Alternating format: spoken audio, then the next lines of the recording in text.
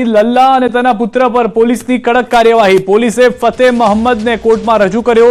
લલ્લા બિહારીના પુત્ર ફતેહને city civil and sessions કોર્ટમાં લવાયો છે। આરોપી ફતેહ મોહમ્મદના ક્રાઇમ બ્રાન્ચ 14 દિવસની રિમાન્ડની કરશે માંગ। લલ્લા અને તેના પુત્ર ફતેહ મોહમ્મદ પર પોલીસ કાર્યવાહી। આરોપીઓના 3 મકાનોમાં પોલીસનું સર્ચ। મકાનમાંથી સંવેદનશીલ દસ્તાવેજો મળી આવ્યા છે।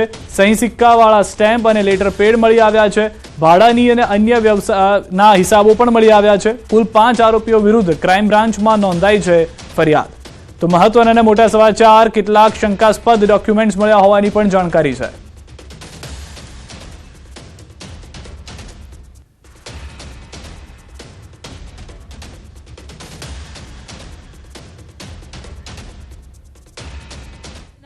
એમાં એમને જોડે જુદા જુદા પ્રકારના જે ખોટા ભાડા કરારો હતા જે ફરિયાદ પણ લખેલું હતું અને એ સાથે ઘણા બધા લેટર પેડ તેમજ સહી સિક્કાવાળા દસ્તાવેજો મળ્યા છે।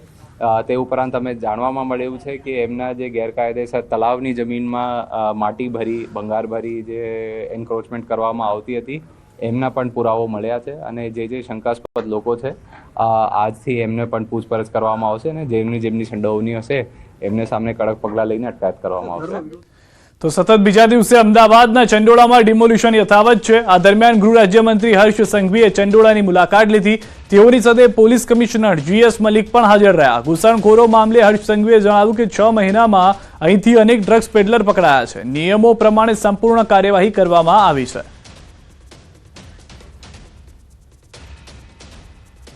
છેલ્લા 6 મહિનામાં આપણે અહીંયાથી અનેક ડ્રગ્સ કાર્ટલ, દેહ વેપારના અનેક નાની મુસ્લિમ દીકરીઓને શિકાર બનાવનાર લોકો જે એનો ખૂબ મોટો કબજો હતો,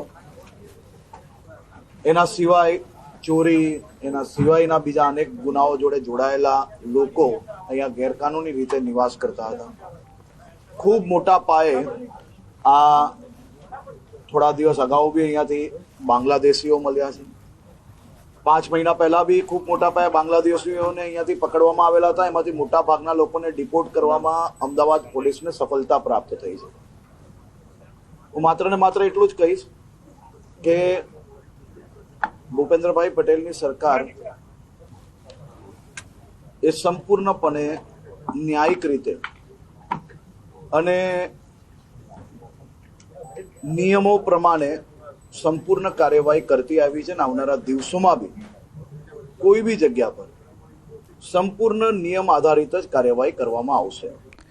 અંકલેશ્વરથી મહત્વના સમાચાર। અંકલેશ્વરના સ્ટેશન વિસ્તારમાં ગેરકાયદેસર દબાણો પર તંત્રનું બુલડોઝર ફર્યું છે। હાલમાં જ જાણકારી છે તે પ્રમાણે કલેશ્વર નગરપાલિકા, મામલતદાર કચેરી અને પોલીસની સંયુક્ત ટીમ દ્વારા સ્ટેશન વિસ્તાર સહિત અનેક વિસ્તારોના દબાણો દૂર કરવાની કામગીરી કરી। સ્વામી વિવેકાનંદ શાળાના રમતગમતના મેદાનમાં લાગેલ ધાંસલાઓ દૂર કરવામાં આવ્યા છે। તો જૂની મામલતદાર ઓફિસ વિસ્તાર અને 3 રસ્તા વિસ્તારમાં પણ ગેરકાયદેસર ઢાંચા તોડી પડાયા છે। આ કાર્યવાહીથી દબાણખોર તત્વોમાં ફફડાટનો માહોલ ફેલાયો છે।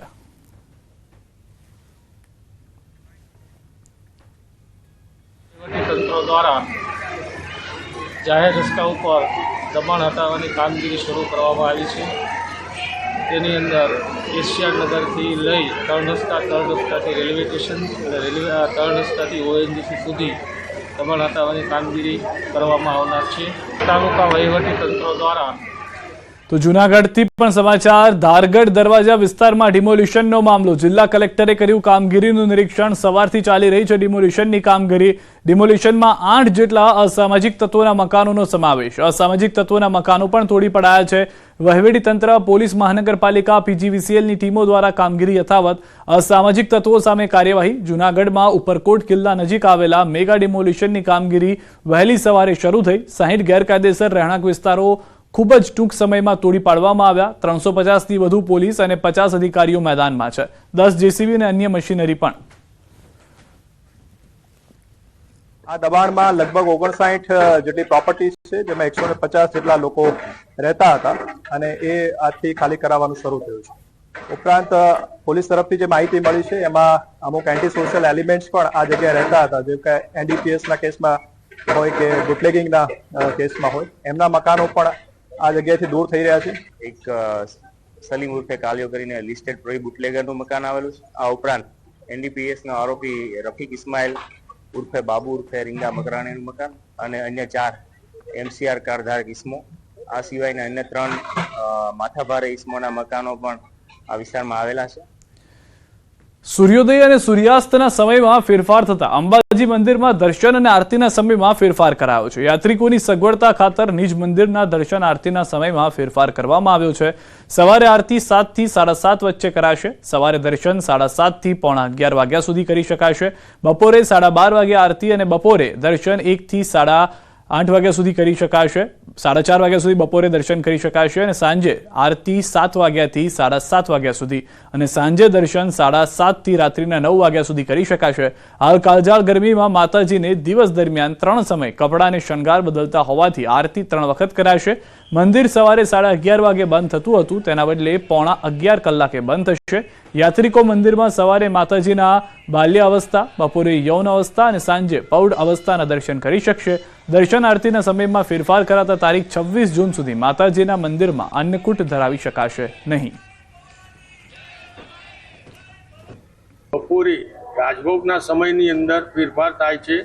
રાજભોગનો સમય 11:30ના બદલે બપોરે 11:15 મંદિર બંધ થઈ માતાજીની પૂજા ચાલુ થાય અને રાજભોગ 12:30 રાજભોગ લાગે અને પછી આરતી શરૂ થાય છે. સાંજની આરતી રાબેતા મુજબ 7 વાગ્યાની જ હોય છે, પરંતુ આ બપોરની વિશેષ પૂજાના કારણે મંદિરના સમયની અંદર ફેરફાર કરવામાં આવે છે.